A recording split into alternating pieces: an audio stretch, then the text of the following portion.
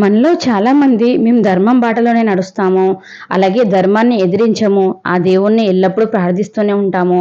అయినా కూడా మాకు కష్టాలు వస్తూనే ఉన్నాయి. అసలు ఆ దేవుడు మాపై కరుణ చూపిస్తున్నాడా లేదా అని చాలామందికి అనుమానం కలుగుతుంది కదా. ఒకసారి ఈ కథ వినండి, మీ అనుమానాలన్నీ పటాపంచలవుతాయి. మీకు తప్పకుండా యూజ్ అవుతుంది. వీడియో అయితే పూర్తిగా చూడండి. నచ్చితే ఒక లైక్, షేర్ అండ్ సబ్స్క్రైబ్ చేసుకోండి.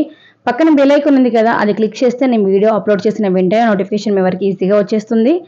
నా పేరు శ్రావణి, మీరు చూస్తున్నారు అంతా శివోహం ఛానల్.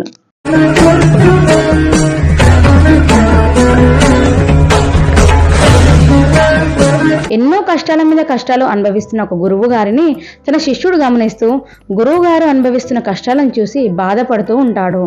ఒకరోజు అగ్ని ప్రమాదంలో గురువు గారి ఆశ్రమం అంతా ఏమీ మిగలకుండా అంతా కాలి బూడిదైపోతుంది. అప్పుడు శిష్యుడికి ఒక సందేహం వచ్చి గురువు గారిని ఇలా ప్రశ్నిస్తాడు.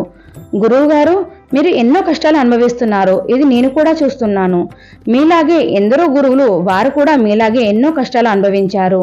కబీరు, బుద్ధుడు, అలాగే రాముడు, కృష్ణుడు, సత్యహరిశ్చంద్రుడు, ఇలా ఇంకా ఎందరో మహానుభావులు అందరూ కూడా ఎన్నో కష్టాలను చవి చూశారు కదా. అయితే నాకు వచ్చిన సందేహం ఏమిటంటే, మీ గురువులందరూ కూడా ధర్మంలో ఉండండి, ఆ ధర్మం మిమ్మల్ని కాపాడుతుంది అని అంటుంటారు. మరి ఈ గురువులందరూ కూడా ధర్మంగానే ఉన్నారు కదా, మరి ఎందుకు వీరు ఇన్ని కష్టాలు అనుభవించారు అని ప్రశ్నించాడు. ఈ ప్రశ్న విన్న గురువు గారు శిష్యుడికి ఇలా సమాధానం చెప్పాడు. నువ్వు గురువులందరూ ఎన్నో కష్టాలు అనుభవించారు అని అంటున్నావు. వాటిని అనుభవించిన గురువులు మాత్రం అవి కేవలం పరీక్షలు అని అనుకున్నారు. భౌతిక సుఖం కోసం ఆరాటపడేవారు సహనంతో ఉండలేరు. ఎవరైతే సహనంతో ఉండరో వారు ఎప్పుడూ సత్యాన్ని చూడలేరు, అలాగే చేరుకోలేరు. మనలో సహనాన్ని పెంచేవి జీవిత పరీక్షలు మాత్రమే. మనం ఎన్ని పరీక్షలైతే ఎదుర్కొంటామో మనలో అంత సహనం పెరుగుతుంది. మనం ఎంత సహనాన్ని పెంచుకుంటామో అప్పుడు మనం అంత సత్యాన్ని చూడగలుగుతాము, అలాగే చేరుకోగలుగుతాము.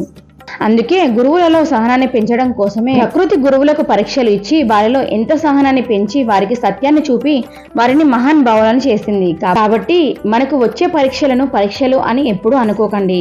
అవి మనలో సహనాన్ని పెంచి మనం సత్యానికి చేరువయ్యే వారధులు అనుకోండి. గురువు ఆ శిష్యునికి ఎంత బాగా బోధించారో, మీరు కూడా కష్టాలలో ఉంటే వాటిని ఎదుర్కోలేక బాధపడుతూ ఉంటే మీరు కూడా ఆ భగవంతుడు మీపై పరీక్షిస్తున్నాడు అనుకోండి తప్పితే నేను అంత మంచి చేస్తున్నాను, నాకే ఎందుకు ఈ కష్టాలు అని మాత్రం బాధపడకండి. ఇవాళ కష్టం ఉందంటే తప్పకుండా మీకు రేపు సుఖం ఉంటుంది. ఇవాళ కష్టాలను దాటుకొని పోతేనే మీరు సంతోషంగా జీవితాన్ని ముందుకు గడపసాగుతారు. మీకు ఈ వీడియో ఎలా అనిపించింది ఏంటి అని కింద కామెంట్ చేయండి.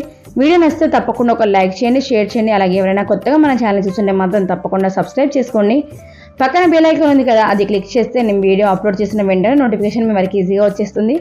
Thank you for watching.